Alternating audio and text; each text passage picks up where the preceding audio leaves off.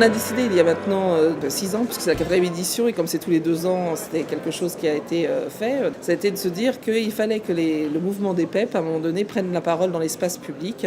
Et on s'est dit qu'il fallait faire quelque chose qui nous ressemblait. Et ce qui nous ressemble, c'est de ne pas nous afficher tout seul, c'est de rencontrer d'autres acteurs, d'échanger, de débattre, de partager pour nous nourrir d'abord, et puis aussi contribuer peut-être à ce que les autres partagent avec nous des moments privilégiés pour que dans les pratiques, les choses évoluent aussi pour eux. Une société qui prône et qui vit et qui s'engage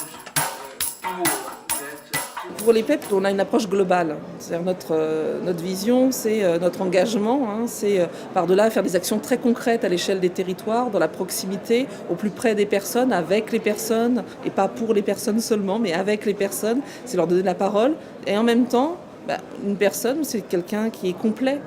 Hier, Alexandre Jolien disait une singularité, s'il a un handicap, s'il a des problèmes sociaux, etc. Oui, on a tous une singularité. Donc on a une approche globale en fait de la personne, et donc on va travailler aussi bien sur le sport, sur le loisir, sur la culture, sur le handicap lui-même, y compris médical.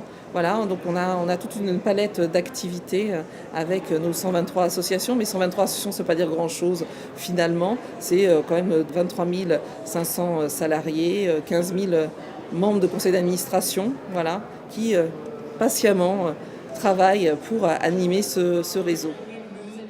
y répond. Est-ce que vous regrettez de ne pas avoir des aides comme Oui, on a aussi des entreprises qui sont présentes avec nous. On est très fiers de travailler par exemple avec le groupe PSA sur les questions de mobilité des personnes en situation de handicap, essayer de trouver de nouvelles manières de faire. Les PEP, on s'entend, mais les PEP, on s'entend d'innovation, parce qu'on a toujours regardé les problèmes et essayé de trouver des solutions concrètes. Et après, dans notre réseau, on a l'habitude de reprendre les choses et faire en sorte que chacun puisse avoir, je dirais, accès à ces innovations locales, et on essaye d'essaimer. Parce que je crois que c'est en partageant des moments comme ça, physiquement, mais aussi avec des petits gestes en termes de communication, qu'on arrivera à apporter tous ensemble l'envie de se mobiliser, et donc finalement la mobilisation.